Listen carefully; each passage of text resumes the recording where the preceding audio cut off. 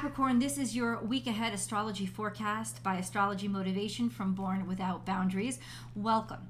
In this video, I review the major planetary aspects and transits and how they impact your natal sun for this week. This week is from January 7th through January 13th. I have my notes ready for you. Let's get into it. We're going to start really broad with those things that everybody should be aware of, and then I'm going to focus things down into those things particularly all Capricorns should be aware of, not beware, but be aware of. And then I'll break it down into the decans so we can get really specific as to how things are actually going to impact your natal sun.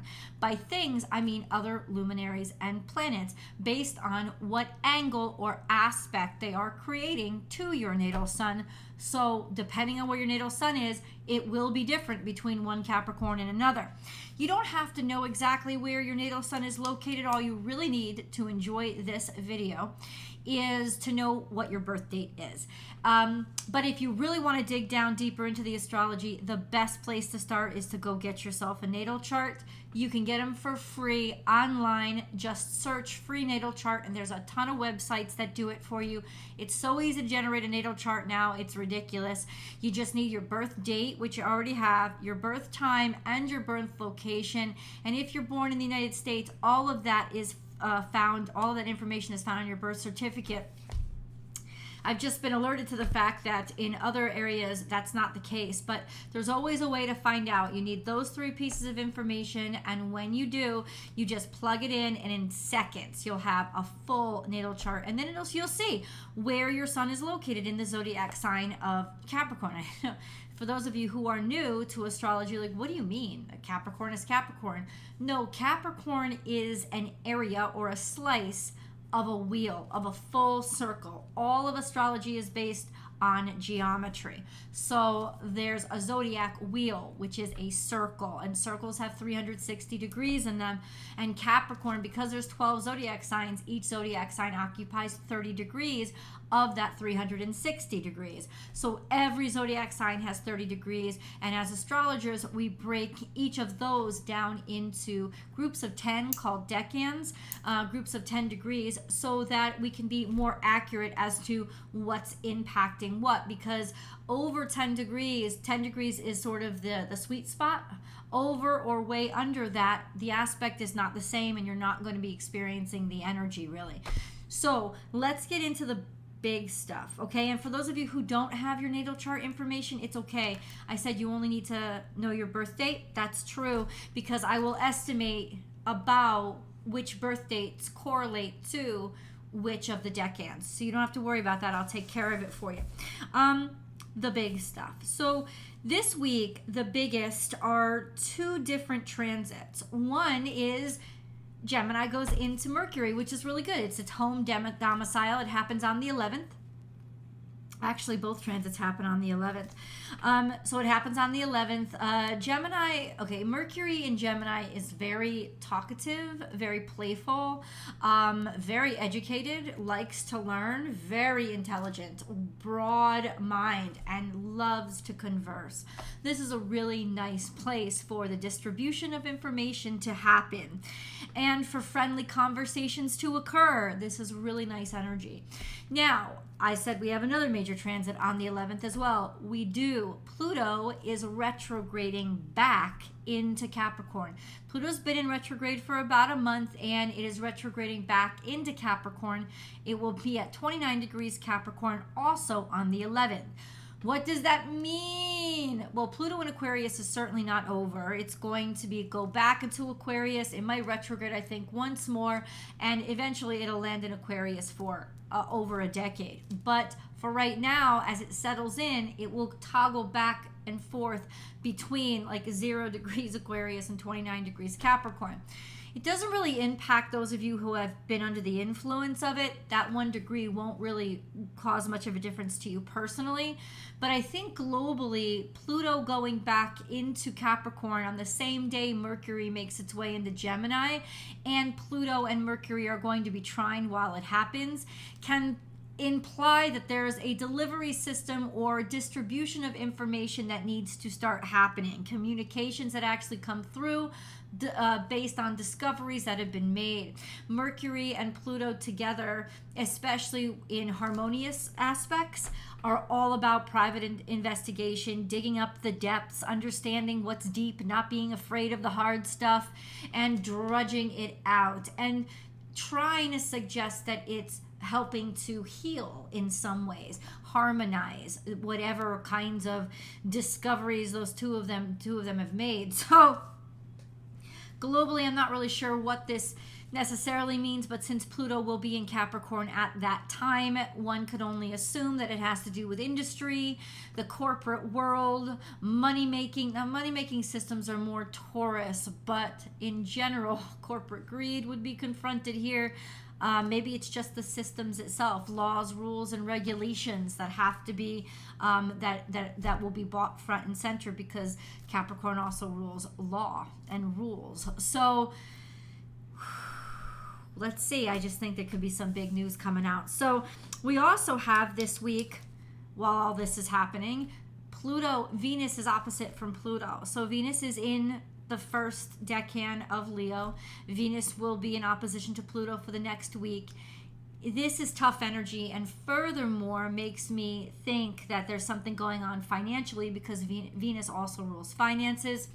It also rules how you feel about yourself, what you value, how attractive you feel. So it could be a lot of deconstruction of relationships based on what's strong and what's not. As astrologers, you kind of know that only the strong relationships really survive if they're being directly impacted by Venus opposite Pluto. Only the strong relationships will survive, and in which case they'll probably get stronger. So it doesn't necessarily have to be a bad thing. In fact, it could just bring a lot of endings to different kinds of different ways that people have held you in esteem, or people that you have been attracted to, and it could actually wake things up for you and shake things awake. There's just definite change, big change, extreme change, and permanent change coming. Venus, to help things out even more, Venus is square to Jupiter this week while it's in opposition to Pluto, while Pluto is moving back into Capricorn while it's trying to Mercury. So there's a lot happening, and Jupiter's going to make sure that it is on crack. Essentially, that it is volumized and made even more bigger and dramatic than, so you're not going to be able to ignore it. Could be a kaboom moment. And that's what I want to discuss. Also, there's another aspect that I saw that I wanted to talk to you about. Mars is trying to Chiron this week, which means there's some sort of healing when it comes to our energy levels, or maybe even, and especially since Chiron is in Aries and Mars rules Aries and Mars is in Leo now, our energy levels. So that's actually very helpful energy. So let's talk specifically Capricorn stuff, shall we? Capricorn stuff always revolves around Saturn. I tell everybody to know where their ruling dignitary is and what it's interacting with. So let's discuss that right now. So Saturn is still in Pisces, and I noticed when I was doing the weekly forecast, I was like, why is Saturn slowing down? Because it's going into retrograde. By next week, Saturn will be in retrograde. This will impact you. Yes, you may feel a little bit slower even than usual, because Saturn already, if you're ruled by Saturn, you kind of like things slow and constant. This is kind of delving and going backwards and slowing things down even more. Processes are slowed down. This is actually good when it comes to... It's good when it comes to the summertime. If you're in the Northern Hemisphere and you're celebrating summertime, it's actually like, yes, let's take some time off work. We're not going to get much work done.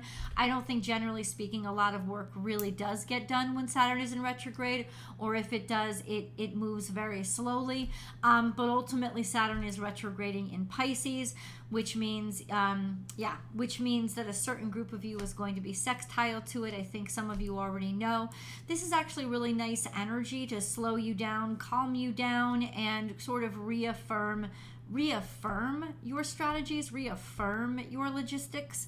All of those things can be done during Saturn retrograde. So just to let you know, that will start happening next week. This week it is at 7 degrees Pisces. It's not moving at all. It's going to remain at 7 degrees Pisces. So it's gone stationary, which means it appears as if it's not moving at all in the sky. We know that it still is, but it's when the Earth's rotation catches up with its rotation, and it just looks like the two rubbing each other. It looks like it's holding steady. So I always wonder, if I was standing on Saturn, I guess conceptually Earth would have looked like it stopped moving in the sky too, probably. But anyway, this week we're going to talk a little bit about what Saturn is going through. It is still in really interesting aspect to the nodes.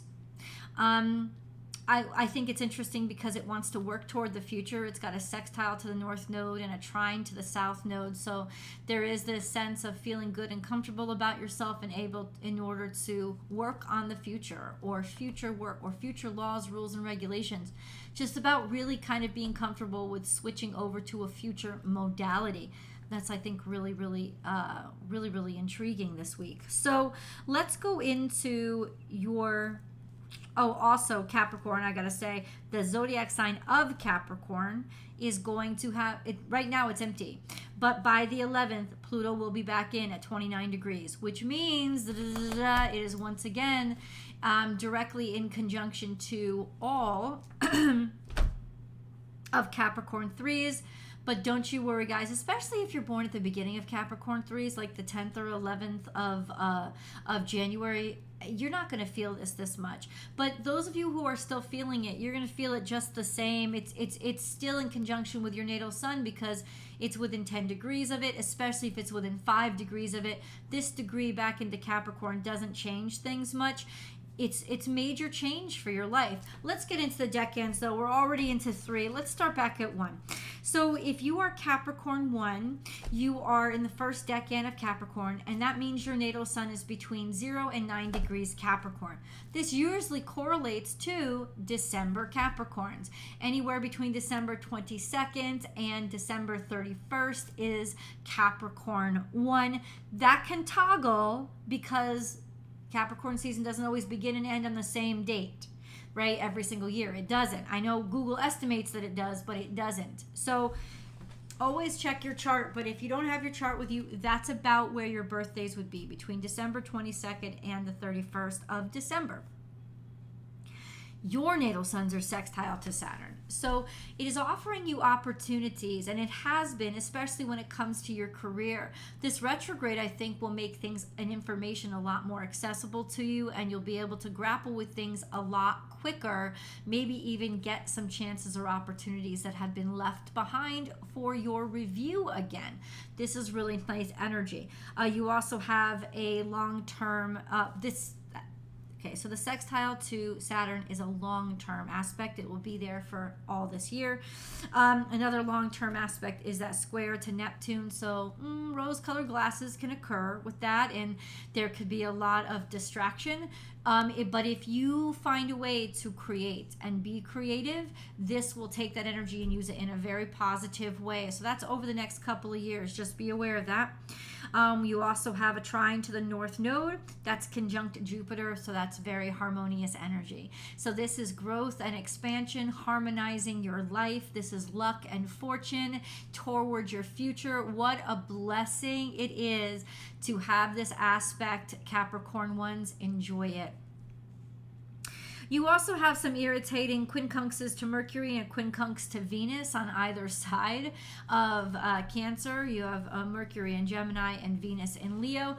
A quincunx is kind of frustration. It's not anything that's going to end the world, but there's a lot of frustration, especially when it comes to frickin' Venus, because Venus is really exaggerated and dramatic this week because of that square to Jupiter and the opposition to Pluto. So especially when it comes to your finances and love life, things could get a little bit tense.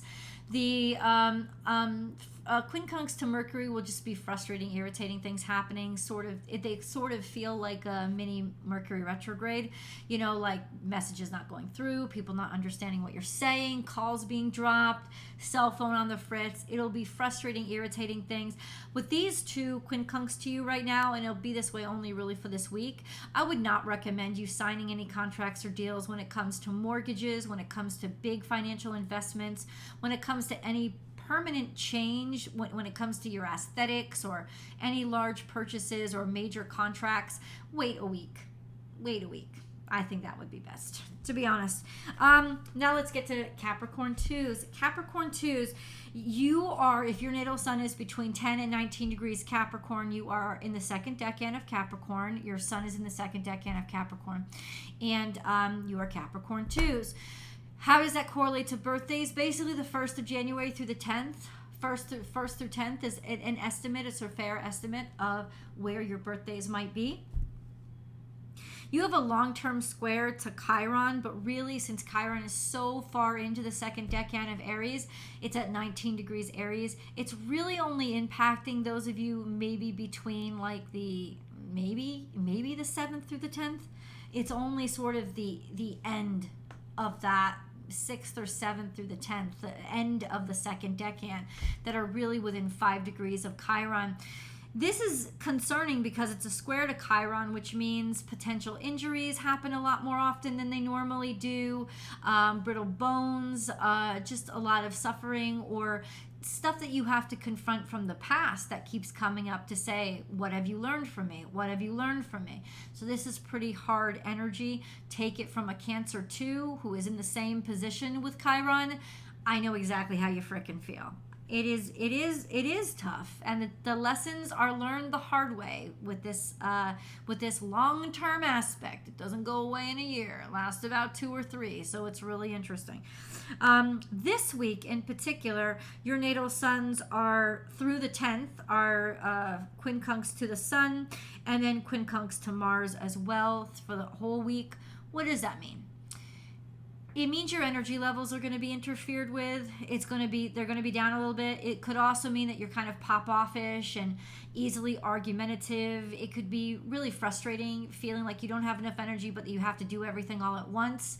So taking time for yourself and self-care is highly recommended.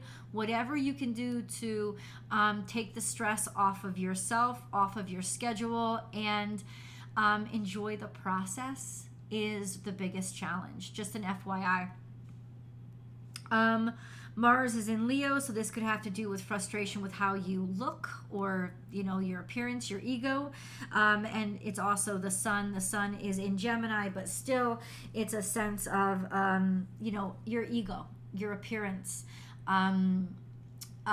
frustrations with those things, or those things causing frustrations in your life. So it could point out different things that you kind of have to take a different perspective on. Okay, Capricorn 3s. Capricorn 3s, those are those of you who have your natal sun between 20 and 29 degrees Capricorn, and birthdays are pretty much from the 11th through the 21st of January, so the last bit of Capricorn season. If you are on the Aquarius cusps, you're conjunct to Pluto, and you've been conjunct to Pluto, and you won't stop being conjunct to Pluto. Aquarius cuspers are especially those people who are the 20th and 21st, maybe the 19th, 20th, and 21st, and really out to the 18th, 19th, 20th, and 21st of January. You'll especially still be feeling this conjunction with Pluto, and now that it's back into Capricorn, it'll get a little bit more strong. Those of you born on the 21st, you will definitely feel the thud, and I just want to make it very clear. There is a full moon. No, there's no full moon. No. Why did I do that? John, Pluto, and the moon. Hold on a second. I wrote this down. It's on the 7th. I apologize. So it's on the 7th. So the day of this video, the day when this video comes out, just an FYI, the moon is going to be conjunct to Pluto. What does that mean? It just means for you guys, because it's conjunct your natal sun, It's extra emotional, extra stress, extra, your ego really feeling like it's taking a beating and is kind of making you extremely emotional. Please know that it's only for the day. It's only the 7th, but it can stir up a lot of crap that you may have to deal with emotionally for a couple of days. It's okay. It's part of the purge. It could be a beautiful catharsis for you, but know that's going to be a pressure point for you on the 7th. You have a long-term sextile to Neptune, which means creativity, baby. Sun sextile Neptune is just create, and create through faith, finding your God space and knowing what your life purpose is and finding opportunities in that direction. We also have a long-term trine to Uranus, which Mercury is a part of, at least through the 11th, right? Through the 11th, your natal suns will be trine to Mercury as well. This is really eloquent thought process, eloquent speech. This is eloquence when it comes to intelligence and communication and thinking outside of the box, ingenuity, and surprising people. So this is really, your mind is going to be very, very sharp this week. You let me know in the comments below how this is impacting you guys. I love you. Please don't forget to subscribe so that we grow over here on Astrology Motivation. My goal is 10,000 by the end of the summer. I think we can do it. And come on over to Born Without Boundaries Tarot for your week ahead tarot card reading. I love you guys, and I'll talk to you next week. Bye, Capricorn.